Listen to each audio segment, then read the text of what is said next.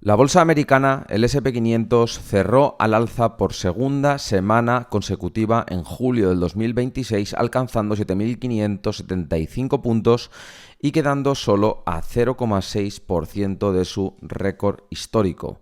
Estamos en máximos de mercado, chicos, y hoy en el análisis 12 de julio del 2026 vamos a ver por qué estamos en máximos históricos, qué es lo que está generando esa rentabilidad y qué está contribuyendo a que el índice esté rozando máximos y qué deberíamos tener en cuenta para protegernos como inversores.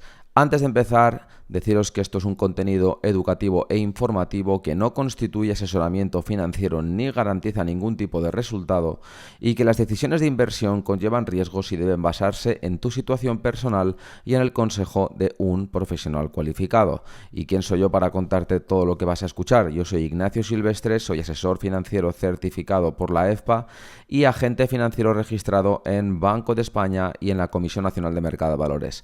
Y llevo más de 10 años ejerciendo, asesorando a clientes con dinero real y recálculo de real, porque en internet hay muy pocas personas divulgando sobre dinero y sobre inversión que realmente se dediquen profesionalmente a llevar a clientes.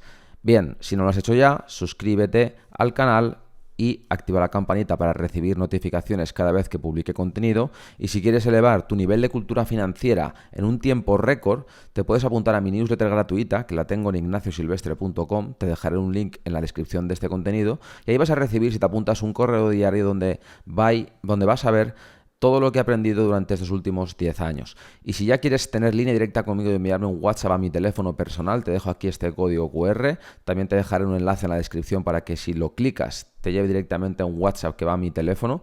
Y si es la primera vez que me escuchas y no me conoces de nada, por favor no me escribas, no contactes conmigo todavía. Espérate, consume mi contenido, tengo el canal lleno de vídeos, mira cómo soy, cómo trabajo, entiende mejor mi forma de funcionar y cuando tengas una plena convicción entonces ya me escribes y vemos si te puedo ayudar en algo. Bien, el S&P 500, la bolsa norteamericana, ha cerrado el segundo trimestre del 2026 con una subida cercana al 15%, o lo que es lo mismo, ha hecho su mejor trimestre desde el rebote del segundo trimestre del 2020 durante la pandemia del COVID. Esto es poco usual porque rebotes o retornos trimestrales como estos que estamos viviendo son normales cuando venimos de una caída muy importante como la del primer trimestre del 2020, que fue de un menos 20%, o cuando estamos en periodos post recuperación de una crisis. Pero sin crisis subir un 14,9% es algo para estudiar y para entender realmente qué hay detrás. Y por tanto, lo que vamos a ver en esta presentación, en este vídeo, es qué explica este crecimiento y qué riesgos internos hay y que nadie está hablando de ello. ¿Qué hay por debajo de esa subida del S&P 500? Bueno, pues la inteligencia artificial y el sector energético sostienen el mercado bursátil en 2026, ya que sin ellos el S&P 500 estaría en negativo. Aquí podéis ver la línea de color gris como grafica la evolución del S&P 500 y en barras de color naranja y verdes veis cómo ha contribuido la inteligencia artificial y el sector energético, pero el resto de sectores, es decir, las barritas azules, están con retornos negativos en lo que llevamos de año. Por tanto, es importante entender que no solo hay que quedarse con la cifra de la rentabilidad de un fondo indexado del S&P 500 o del propio índice en sí, sino entender por qué está produciéndose esa rentabilidad. Porque no es lo mismo hacer una rentabilidad del 10% de una forma sólida, de una forma diversificada, de una forma coherente, que hacer un 10% de rentabilidad de una forma especulativa y de una forma frágil. Y esto es lo que voy a tratar en este vídeo. De hecho, una cosa que llama mucho la atención es que el mercado, en todo este proceso de revalorización del S&P 500, se ha abaratado. El mercado puede crecer y abaratarse. Es impresionante porque esto mucha gente no lo entiende. Mucha gente cuando ve que algo sube piensa que está caro, pero no es así. O sea, un activo puede subir de precio y al mismo tiempo abaratarse, porque ¿qué se define como caro o barato en un activo? Se define la valoración. La valoración te dice si algo está caro o barato. Y cuando hablo de valoración me refiero a, en bolsa, por ejemplo, son los beneficios empresariales. Los beneficios empresariales en lo que llevamos de año han crecido un 14% también. Por eso la bolsa está subiendo en torno a ese 14%. Es interesante verlo porque siempre hay que entender de dónde viene la rentabilidad, si está realmente justificada o es una rentabilidad especulativa. Y como decía, la inteligencia artificial ha tenido mucho que ver en todo esto, porque hay una enorme con mayúsculas, inversión en inteligencia artificial impulsando el mercado. El flujo de caja libre de los principales hiperescaladores de inteligencia artificial, es decir, las principales compañías tecnológicas grandes americanas como son Microsoft, Amazon, Alphabet, Meta y Oracle, de hecho, podrían volverse esos flujos de caja libres negativos por primera vez en su historia, ahora cuando se publiquen los datos del segundo trimestre o tercer trimestre. ¿Por qué? Pues porque son empresas que históricamente han generado una enorme cantidad de caja, de hecho cada vez generaban más caja cada año, pero han empezado a utilizar esa caja. ¿Para qué? Para invertir en inteligencia artificial. Entonces, ¿qué pasará cuando el 100% del flujo de caja libre ya se esté gastando? ¿Qué pasará? Bueno, pues se tirará de caja. Esto es como quien coge, se gasta todo lo que gana en una familia y cuando se empieza a gastar más de lo que genera, entonces empieza a consumir su propio ahorro. Pues estas empresas tienen alrededor de 420.000 millones de dólares que podrían aguantar hasta 6-12 meses de gasto continuo al ritmo que llevamos, y luego lo que harían sería priorizar deuda barata. De hecho, ya han emitido 159.000 millones de euros de dólares de deuda en 2026, y también harían ampliaciones de capital, emisión de acciones o recortes selectivos en gasto no esencial, es decir, lo que hiciera falta por no perder la carrera de la inteligencia artificial. Digamos que iríamos por capas. Primero se gasta todo lo que generamos, luego se gasta la caja, luego se hacen recortes en la empresa para tener más dinero disponible, luego se puede emitir deuda, luego se pueden hacer ampliaciones de capital o emisión de acciones para seguir financiando ese gasto masivo, ¿no? Pero precisamente porque hay tantas capas que atravesar, un colapso como tal, pues a corto plazo, a muy corto plazo, pues sería poco probable. Más bien sería una pausa o una reasignación de capital en proyectos más rentables. Es decir, el mayor riesgo es si la inteligencia artificial no genera los ingresos esperados en un plazo de 2-3 años. Ahí sí que vamos a tener un serio problema porque no vamos a ver los frutos de toda esta inversión. Entonces, estas empresas lo que hacen es construir, es decir, gastar dinero para hacer sus propios centros de datos desde cero, que es más barato a largo plazo, pero requiere mucho capital inicial y además tiempo y permisos de energía, etcétera. Por ejemplo, Microsoft, Google o Meta ya tienen sus propios centros de datos, pero para ir más rápido también lo que están haciendo es alquilar centros de datos. De hecho, el coste en alquileres está en 850.000 millones de dólares ahora mismo. Y esto se basa básicamente en firmar contratos para pagar durante varios años el uso de centros de datos que construyen otras empresas, no ellas, como por ejemplo Oracle o CoreWeave. Esto es, por ejemplo, si yo tengo una aerolínea y tengo un avión para transportar pasajeros de Valencia a Madrid y resulta que tengo muchísima más demanda. Tengo muchísimos más pasajeros que quieren ir de Valencia a Madrid y de Madrid a Valencia. Bueno, puedo hacer dos cosas. La primera es construir más aviones, lo cual me va a tardar mucho tiempo y no sé si voy a poder para entonces tener la demanda que tengo actual. La segunda opción, que la puedo llevar en paralelo o como sustituto de la primera, sería alquilar un avión. Pues esto es exactamente igual. Están alquilando infraestructura de inteligencia artificial y al mismo tiempo construyendo sus propios centros de datos. De hecho, el gasto, como decía, está en máximos históricos de 20 años si medimos ese gasto como porcentaje de las ventas. ¿Cuánto son 800.000 millones de euros, 500.000 millones de euros? Son cifras tan altas que un particular, una persona, una familia, no se hace una idea eso de cuánto supone realmente. Por tanto, una forma sencilla de medir esto es contrastar ese gasto contra lo que facturan, ¿no? Es como si en una familia midiéramos el gasto en ocio respecto a los ingresos. Porque claro, si yo te digo, yo me gasto 1.000 euros al mes en restaurantes, esa cifra por sí sola, de forma aislada, no te dice absolutamente nada. Si yo te digo que gano 2.000 euros y me gasto 1.000 en ocio, me vas a decir que estoy loco porque me estoy gastando el 50% de lo que gano en salir a cenar, pero si te digo que gano 100.000 euros al mes y sigo gastando esos 1.000 euros en salir a cenar, estamos hablando de un gasto del 1%. Por tanto, expresado el gasto en inteligencia artificial, bueno, el gasto en general, porque aquí básicamente no discrimina con IA, aunque una componente muy fuerte es IA. Si sacamos el gasto y lo dividimos entre el porcentaje de ventas que tienen, el cuánto venden respecto a cuánto venden las empresas en Estados Unidos, estamos en un 20%, es decir, de cada $100 que se factura una compañía en Estados Unidos, excluyendo sector financiero, real estate y utilities, de cada esos $100, $20 se están invirtiendo en CAPEX de crecimiento o en inteligencia artificial. Y es el valor más alto registrado desde finales de los años 90 o principios de los años 2000. Hoy vamos a hablar de esa época, de la época de los años 90 y 2000. Ahora veréis en qué sentido. Fijaos, el crecimiento en Estados Unidos ahora mismo depende mucho de la inteligencia artificial, y por eso precisamente el gobierno de Trump está impulsando tanto este tipo de cosas, este tipo de desarrollo, porque saben que a nivel público el crecimiento del país depende mucho de este tipo de industria. La economía de Estados Unidos ahora depende del gasto en inteligencia artificial. De hecho, la inteligencia artificial ahora representa más del 25% del PIB de Estados Unidos, la mayor contribución registrada nunca.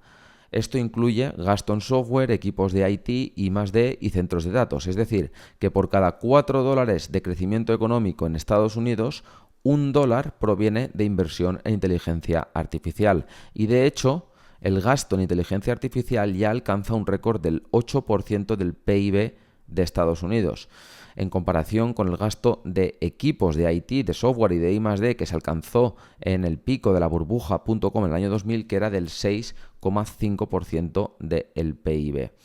Es decir, que el crecimiento económico de Estados Unidos ahora mismo se basa básicamente en que se complete correctamente el proceso de la inteligencia artificial.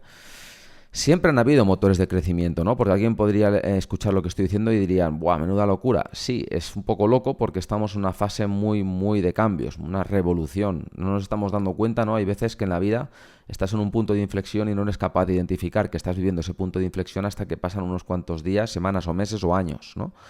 Pues con las revoluciones a nivel económico, a nivel evolutivo, pasa exactamente igual. Son cambios drásticos que generan cambios permanentes y que muchas veces no somos conscientes hasta que no pasan unos cuantos años. Antes hablaba de que el gasto de inteligencia artificial representaba una parte muy importante del crecimiento de Estados Unidos, pero esto no es nuevo. La economía de Estados Unidos siempre ha dependido de un motor de crecimiento. Por ejemplo, los ferrocarriles, cuando se inventaron, se invirtieron hasta el 6% del PIB en los picos entre 1850 y 1870, y luego es cierto que provocaron quiebras y pánicos en el año 83, pero crearon la red nacional y multiplicaron la productividad. Creo que los gastos de transporte en Estados Unidos, si no recuerdo mal, bajaron un 95%. Es decir, tú imagínate el avance que supone para una economía que movilizar bienes cueste un 95% menos. Pues esto es lo que se logró realmente. Ahora bien, siempre que hay revoluciones hay ganadores y perdedores. El problema es que nunca sabemos a priori quién va a ser el ganador y quién va a ser el perdedor. Aquí también hubieron quiebras de empresas que se dedicaban al ferrocarril. Muchas veces las empresas que son las vanguardistas de una revolución son aquellas que luego quiebran. Ya ha pasado muchas veces. La electricidad fue una ola sostenida de inversión, por ejemplo, privada, que electrificó fábricas y hogares en los años 20, impulsando el boom de la época y transformando la industria para siempre, pero luego vino el crash de 29 y también la bolsa sufrió muchísimo y muchas empresas quebraron. Internet, por ejemplo, llegó también a pesar en torno al 6% del PIB en Estados Unidos en el año 2000, lo acabamos de ver. Y la burbuja.com estalló con pérdidas millonarias, pero sí dejó infraestructura y gigantes que revolucionaron la economía digital. Hoy en día todo funciona por Internet, ¿vale? Pero en el proceso de construcción de esa tecnología, pues hubieron ganadores y perdedores, como digo antes. El problema va a ser si no vemos aumento de márgenes y aumento de productividad derivado de la inteligencia artificial, porque por ahora, según las mediciones que tenemos, con este gráfico de Apolo se ve muy bien, las únicas que están incrementando sus márgenes son las 7 magníficas, las 7 grandes compañías tecnológicas que siempre han cotizado y siempre han tenido márgenes superiores y por eso precisamente han subido tanto en bolsa, porque un negocio con mayores márgenes es un negocio de mejor calidad y por tanto el mercado lo premia y lo revaloriza más en bolsa. Se habla de que la inteligencia artificial va a permitir que las empresas puedan producir más con menos recursos, puedan automatizar tareas, puedan reducir costes, pueden acelerar procesos, pueden escalar servicios, pero de momento no hay señales de aumento de productividad fuera de las empresas tecnológicas. Importante vigilar este dato, porque este dato es el que hará que toda esta apuesta acabe derivando en un éxito o en un, no voy a decir fracaso, porque creo que la inteligencia artificial no ha venido y va a fracasar, sino que va realmente a cambiar el mundo, pero en términos de inversión podría suponer unas correcciones bursátiles importantes. De hecho, leía esta semana esta noticia del Confidencial donde hablaba de que las empresas están un poco en modo alarma, ¿no? Porque resulta que el uso de la inteligencia artificial empieza a pasarles factura. ¿Por qué? Pues porque ya lo explican otros análisis semanales. La estrategia de penetración que ha tenido todas las compañías de inteligencia artificial que necesitamos y que usamos, como Anthropic, OpenAI o Google con Gemini, han utilizado un sistema de penetración en el mercado que se usa en otro tipo de industrias también, que básicamente consiste en darte un servicio gratuito, tú te adaptas al servicio, te creas dependencia del servicio y cuando ya estás plenamente dependiente de ese modelo o de esa aplicación o de ese servicio, pasan de cobrar algo mínimo, una tarifa mensual mínima, a cobrarte por costes. Es lo mismo que si, por ejemplo, tu proveedor de electricidad en casa, en su día, para venderte la idea de que la electricidad te va a venir muy bien para tu calidad de vida, te cobra una cuota de 10 euros con independencia de lo que tú consumas de electricidad, y luego un día te dicen, bueno, ¿qué te parece? Me imagino que es útil, ¿verdad? Bien, pues ahora te voy a cambiar el sistema de facturación y no te voy a cobrar un coste fijo, te voy a cobrar según lo que utilices. Y resulta que cuando empiezas a gastar y empiezas a pagar electricidad según el consumo, empiezan a venir facturas de 20, de 30, de 40 o de 100 euros. Pues esto es lo que está pasando un poco en las empresas. Las empresas han empezado a implementar inteligencia artificial y modelos de agentes de inteligencia artificial para acelerar procesos. De hecho, se ha dejado de contratar a mucho personal junior, por ejemplo. Otra parte, otros segmentos de fuerza laboral incluso se han despedido de las grandes compañías. Y al mismo tiempo se están dando cuenta ahora que están empezando a tener unos costes mucho más altos de lo que esperaban, que a lo mejor no es tan rentable tener inteligencia artificial. Bueno, pues es una cosa que evidentemente yo creo que se podía prever, porque ya se sabía que la inteligencia artificial está subsidiada. Es decir, tú cuando pagas 20 o 30 euros o lo que sea por una suscripción que te permite tener una IA, eso está completamente subvencionado. El coste de utilizar esa IA es varios miles de euros al año. Lo que pasa es que lo están pagando por ahora los inversores. Ahora, ¿qué pasa si los inversores ven que esa inteligencia artificial que están subsidiando no genera aumentos en la productividad y aumenta los márgenes de las empresas que lo usan, y por tanto esas empresas dejan de verle atractivo al uso de la IA y por tanto cancelan sus contratos, dejan de pagar y por tanto dejan de usar IA y las empresas proveedoras de IA dejan de percibir ingresos? ¿Qué harán los inversores? Van a congelar la inversión y van a deshacer sus posiciones. Por tanto, si eso pasa, pues habría serias dificultades en el sector, ¿no? De hecho, también leía esta noticia del Economista, donde se habla del efecto boomerang de la inteligencia artificial que obliga a las empresas a frenar y a replantear los despidos. Es una cosa de locos. La IA realmente no resuelve tareas complejas ni problemas de calidad, y por eso compañías como Ford o como IBM están recontratando a gente que habían despedido anteriormente. Una cosa de locos. No sé cómo acabará todo esto. Lo que está claro es que estamos en máximos históricos de incertidumbre. Esto lo expliqué la semana pasada en análisis. Nunca hemos vivido históricamente tanta incertidumbre como la que estamos viviendo ahora mismo. Estamos viviendo momentos apasionantes a nivel económico, a nivel evolutivo, y va a ser algo digno de estudiar en los próximos años. Yo estoy súper convencido de ese tema.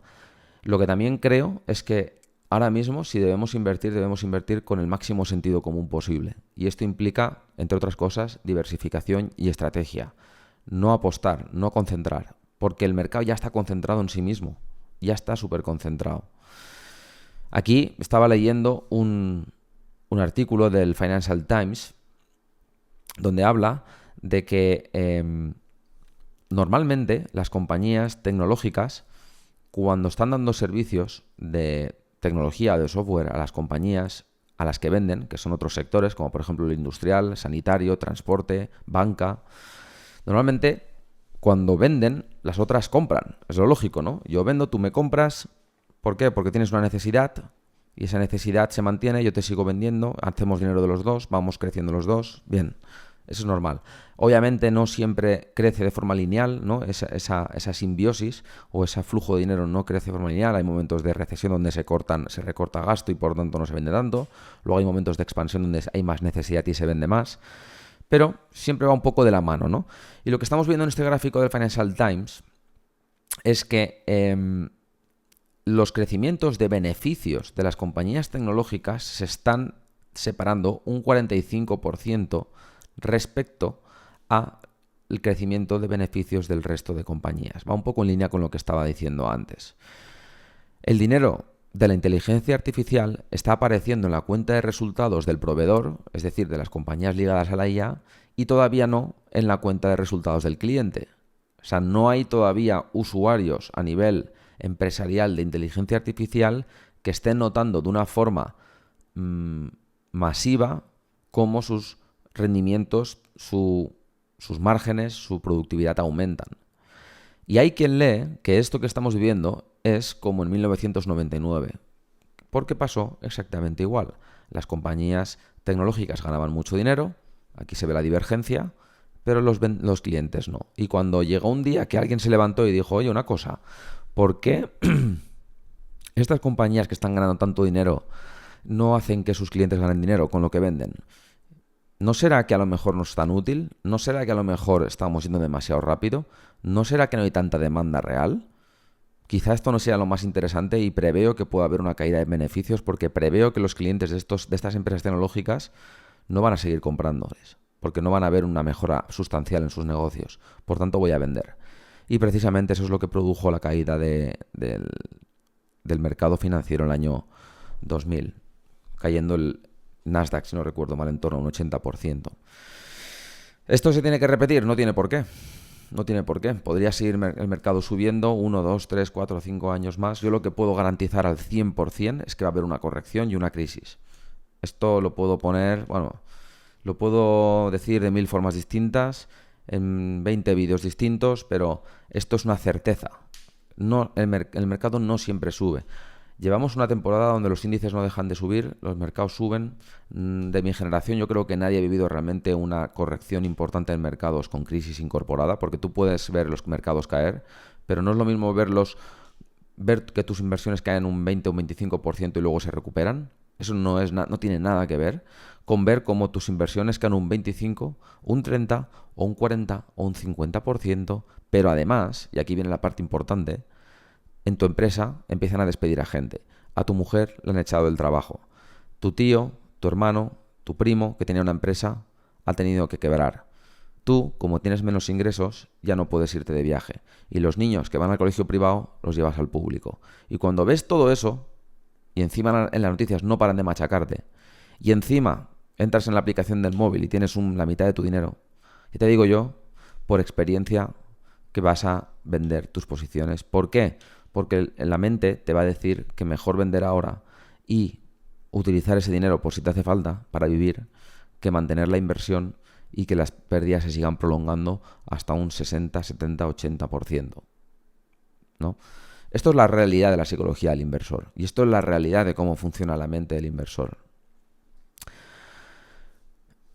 Hay una cosa importante que se puede medir, que es qué correlación hay entre el SP500 y el SP500 Equal Weight. Entonces, para entender esto, voy a explicar cómo se compone el SP500, porque la bolsa americana, o también llamado el índice SP500, de la gente que invierte en indexados, la mayoría no tiene ni idea de cómo funciona, pero lo voy a explicar para que se entienda.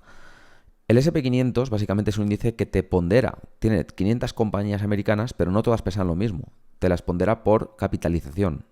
Por ejemplo, no es lo mismo Nvidia, que es la empresa más grande, que otra empresa como por ejemplo United Health, que es una compañía más pequeña. Entonces, como son de diferente tamaño, pues pesan distinto en el índice, no pesan lo mismo.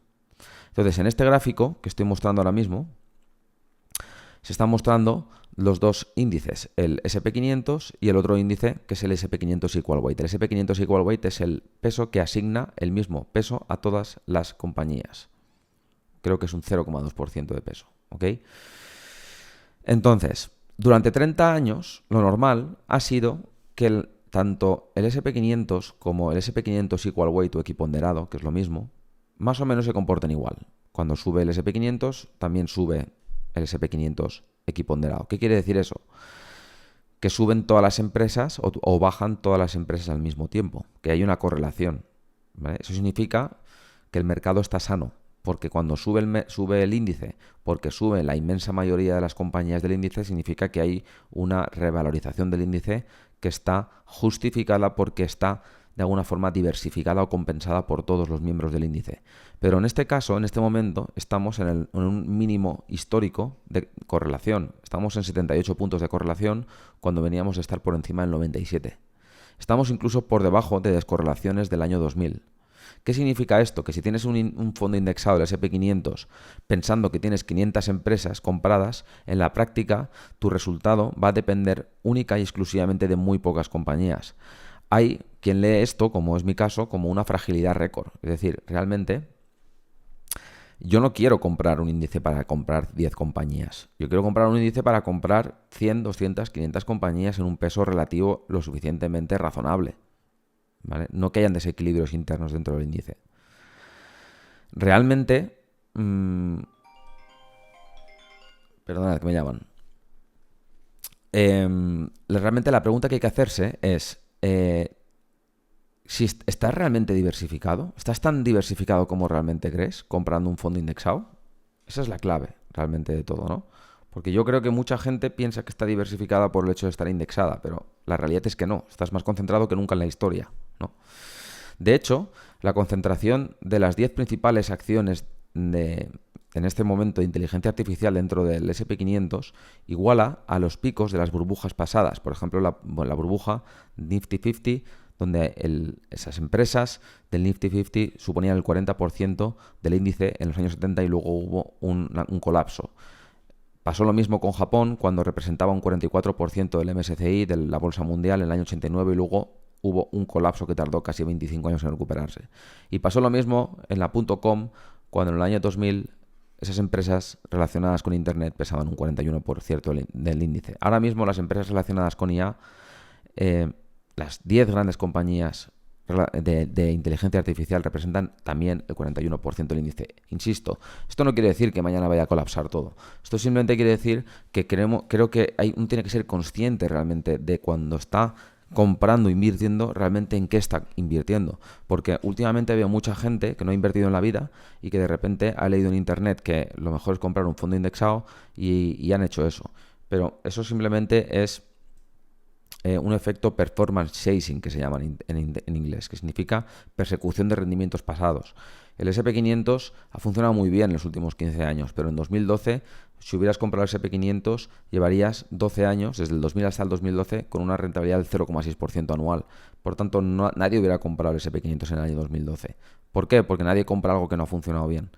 Sin embargo, muchas veces es lo mejor que puedes hacer. Comprar sectores, comprar áreas de mercado donde hay infravaloración, donde nadie quiere estar invertido. Ahí es donde más potencial de crecimiento hay, ¿no? Y si vemos cuánto pesan el top 10 de las empresas americanas a nivel histórico dentro del SP500, también estamos en máximos, a niveles de la burbuja.com o de la Gran Depresión del año 32. Por eso hay tanta incertidumbre en este momento, porque estamos en plena revolución de la inteligencia artificial y cuando hay revoluciones siempre hay periodos de concentración de compañías que están liderando esa revolución y luego periodos de consolidación. Aquí vemos, por ejemplo, el SP500 desde el año 1920 hasta hoy, cómo ha habido periodos de ajustes o de consolidación, como estos 12 años de la década de los 20 hasta el año 42, y luego periodos de crecimiento, 24 años creciendo el SP500 un 2.536% debido al boom de la electrónica y de la automatización, ¿no? Y de los primeros ordenadores también. Luego hubo un periodo de consolidación de 9 años donde el índice no hizo absolutamente nada, estuvo paralelo o plano durante 9 años. Luego un boom con los ordenadores personales y con Internet de 25 años. Luego 9 años de consolidación o de no hacer nada. Desde el 2000 hasta el 2009-2010 no hizo absolutamente nada el mercado, se mantuvo plano. Luego otro boom con los smartphones, con el comercio electrónico y con el boom de la inteligencia artificial. Por tanto, históricamente, la bolsa o la economía funciona siempre en forma de ciclos. Hay ciclos de expansión, ciclos de consolidación, otra vez ciclos de expansión, otra vez ciclos de consolidación. Nadie sabe realmente cuándo empieza un ciclo o acaba el otro. Si la gente lo supiera, sería millonaria. Te das cuenta años más tarde. Lo que está claro es que no salimos de una consolidación. Eso es lo único que tenemos claro. No salimos de un periodo de ajuste, no salimos de una crisis, salimos de un momento, estamos en un momento de que venimos de un boom. Entonces, pueden haber dos opciones, o que el boom se siga prolongando unos años más, o que el boom en algún momento en el corto plazo se rompa y se cree un momento de consolidación. Y esto no necesariamente tiene que ser malo para la industria o para la economía a nivel real. Es decir, podría haber un momento de consolidación en los mercados financieros, que en los índices no crecieran o estuvieran laterales o cayeran incluso una cantidad importante de porcentaje, pero que se siguiera llevando a cabo la revolución de la inteligencia artificial y se siguiera llevando a cabo esa adopción, ¿no? El otro día un cliente me decía: Nacho, ¿por qué no compramos más en marzo del 2026 cuando cayeron los mercados debido al tema de Oriente Medio? Y no se lo dije porque en ese momento no tenía la información, los datos, y aunque lo sabía, pero no sabía exactamente los datos. Pero me ha parecido interesante buscarlo, porque cuando hay correcciones en los mercados, a veces, nunca sabe realmente cuándo acaba una corrección. O sea, yo, por ejemplo, hice un webinar el día 29 de marzo del 2026, que fue el mínimo de mercado. Ahí dije que era un buen momento para empezar a ganar exposición en bolsa. Está todo grabado, de hecho se puede consultar. Ese mismo día hizo solo el mercado y empezó a subir. Pero no es que no es que yo fuera divino y supiera que ese día era el mejor día perfecto para comprar. No. Yo sabía que después de una corrección de un 15%, de un 10-15%, históricamente ha sido un buen momento de compra. Pero eso no y yo no dije que era un momento perfecto para comprar. Yo dije, es buen momento para empezar a ganar exposición. ¿Por qué digo para empezar a ganar exposición? Pues porque yo no tenía ni idea si el mercado hubiera podido seguir cayendo más todavía. De hecho, aquí traigo la caída del año 2000, después de la burbuja.com. El Nasdaq cayó, ojo, un 78%. El Nasdaq es la bolsa americana que comprende compañías tecnológicas. Cayó un 78% desde el año 2000 hasta el año 2002. 2 años cayendo un 78%. Pero lo que nadie te cuenta es que durante esa caída del 78%, esa caída no fue lineal. No fue cayendo todos los días un poquito hasta llegar al menos 78. No. Durante esa caída de 2 años, hubieron repuntes de un 35%, luego otro rebote de un 12%, luego otro rebote de un 25%, luego otro rebote de un 41% y un último rebote de un 45%. Fijaros si es fácil equivocarse. O sea, te cae el mercado, hay un rebote del 35%, te crees que ya ha terminado la corrección y no, vuelve a caer el mercado a otro mínimo. Y luego vuelve a haber otra subida, otro rebote del 12%, te crees que ya ha terminado la corrección y no, vuelve a haber otra caída de mercado más profunda todavía. Y luego un rebote del 25%, luego otra caída y otro rebote del 41% desde mínimos. Es decir, es extremadamente complicado saber exactamente el día y el momento donde tienes que hacer las compras. Porque es literalmente imposible de saber. Entonces, lo que hay que hacer es trabajar con un método de inversión que sea sistemático. ¿Qué significa sistemático? Que no dependa de decisiones discrecionales, que no dependa de que yo, que me crea más listo que nadie y piense que hoy es el día perfecto. No, yo tengo que tener un modelo de inversión, un sistema de inversión que esté automatizado y sistematizado desde el minuto 1. Que yo sepa que si voy a invertir 1.000.000 de euros, o si voy a invertir, me invento 100.000 euros, o 10 millones de euros, me da igual, yo sé cómo voy a actuar en todos los escenarios. Es un sistema de inversión que tiene que estar contemplando cualquier escenario. Que el mercado suba, que el mercado baje, que el mercado suba mucho, que el mercado baje mucho. Todo. Y esto es posible. Esto es posible. No existe en banca comercial tradicional. En banca comercial tradicional hay grandísimos profesionales. Yo tengo muchas amistades de grandes profesionales. Pero lo que se hace son carteras de inversión donde se establece una asset allocation o una diversificación por fondos y bueno, pues acordado al perfil de riesgo y ya está. Y a partir de ahí, a tener paciencia, ¿vale? Y no es que esté mal, no es que esté mal, pero hay formas de funcionar, de gestionar, de formas dinámicas que tienen en cuenta la reacción del mercado para tomar decisiones. Y esto es algo que se debe hacer de forma pautada antes de empezar. No discrecional en mitad de la tormenta. Se tiene que pautar antes. Y esto se puede todo establecer con reglas y con sistemas automáticos que actúen. Y esto es, por ejemplo, algo que yo hago con muchos clientes. Warren Buffett, en línea con todo lo que acabamos de ver, ¿qué hace? Warren Buffett, por quien no lo sepa, es el inversor más importante del mundo. Es un inversor que ha hecho un 20% de rentabilidad durante creo que casi 60 años. Por eso es multibillonario. Warren Buffett acumula una caja, efectivo, de 397.000 millones de euros. De hecho, con esta caja que tiene, con este ahorro que tiene este Berkshire Hathaway realmente, que es el holding a través del cual gestiona sus inversiones, con estos 397.000 millones de dólares podría comprar 474 empresas del S&P 500. Prácticamente podría comprar el mercado entero con todo el dinero que tiene acumulado ahora mismo. Y como vemos, no ha dejado de crecer. ¿Por qué pasa esto? Pues porque al final Warren Buffett ve lo mismo que estoy explicando yo, ve que hay incertidumbre, ve que tampoco hay algo que sea barato. Lo que está barato en el mercado tampoco tiene ninguna garantía de que pueda subir en el corto plazo, con lo cual, pues un inversor inteligente como él, pues tiene una cartera equilibrada, no está haciendo grandes apuestas. Y por cierto, este dinero no tiene una cuenta corriente al 0%, lo tiene en letras del tesoro que le están dando en torno a un 4, casi 5%. O sea que realmente no es que tenga el dinero parado, ¿vale? Por eso siempre digo que liquidez en cuenta corriente lo mínimo y justo, 3 meses de ingresos y ya está, ¿no? Y por último, me gustaría acabar con esto, que es otra vez lo que siempre digo, ¿no? El mal comportamiento del inversor, que es lo que realmente penaliza y crea muchos problemas. El problema no es el mercado, no es el producto, no es que si somos caros, somos baratos invirtiendo aquí o allá, no. El problema es que si el comportamiento del inversor no es bueno, da igual el activo. Y os pongo este ejemplo real, ¿vale? Esto es un fondo que se llama Foundsmith, que es uno de los mejores fondos que ha habido y que hay en la historia reciente. Desde el año 2010, el 1 de noviembre del año 2010, que este fondo se lanzó, hasta el 31 de diciembre del 2021, hasta cierre del año 2021, el rendimiento de este fondo fue del 18,6% anual, ¿vale? 18,6% anual, estaremos todos de acuerdo en que es un muy buen desempeño, muy buena performance, ¿vale? Bien, ¿qué está pasando? Pues que como este fondo invierte en quality, que es un tipo de inversión, en calidad, ¿no? Que es un tipo de inversión que se fija en una serie de cosas de ciertas compañías, como por ejemplo altos márgenes, ventajas competitivas, tal. No voy a entrar en temas técnicos, simplemente tiene un nicho, ¿no?, de inversión que le ha funcionado muy bien durante esos 11 años. Pero ahora, pues el mercado ha dejado de prestar atención a estas compañías de calidad o de quality y está centrado más en otras cosas, ¿no? Por ejemplo, en todo lo de la IA.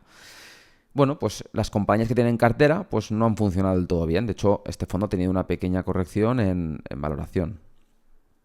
Bueno, pues ¿qué ha pasado? Que los inversores, ¿qué han hecho? Han estado comprando sistemáticamente, haciendo compras netas del fondo mientras estaba subiendo y en máximos del fondo, y cuando ha empezado a corregir el fondo, a meterse en un mercado lateral, ¿qué han hecho la gente? Ha empezado a vender. Entonces, esto es exactamente lo mismo que pasó con Peter Lynch con su fondo Magellan Fund. Es el mejor inversor de la historia, un 29% anualizado en 12 años. Le pasó exactamente lo mismo. En ese fondo solamente ganaron dinero las viudas y los partícipes que se habían olvidado que tenían el fondo. Es decir, gente que no miraba nada.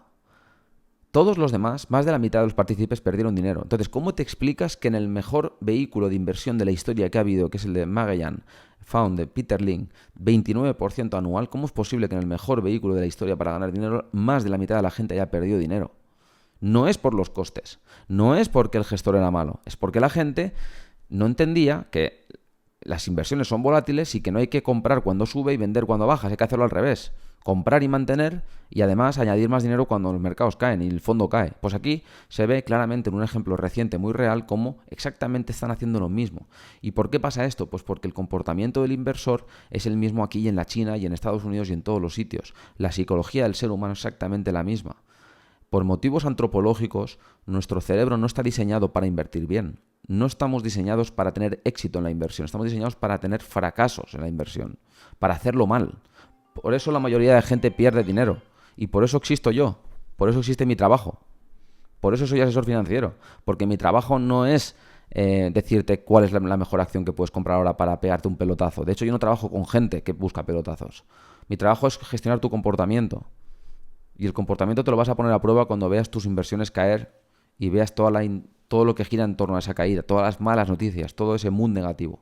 Ahí es donde vas a ver y te vas a conocer como inversor, ¿no?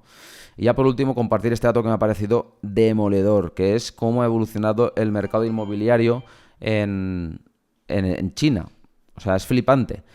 En China, los precios de las propiedades residenciales no han ganado nada. No han ganado nada. Después de la burbuja del 2021 ha caído todo el mercado hasta niveles del año de hace 20 años. Es decir, nadie que haya comprado Nadie que haya comprado ladrillo en China residencial ha ganado dinero en 20 años ahora mismo. ¿Por qué lo digo? Pues porque, chicos, en economía no hay imposibles. O sea, puede pasar cualquier cosa. No siempre los pisos suben. Esto ya lo aprendimos en España en el año 2008, pero hay gente que parece que se le ha olvidado.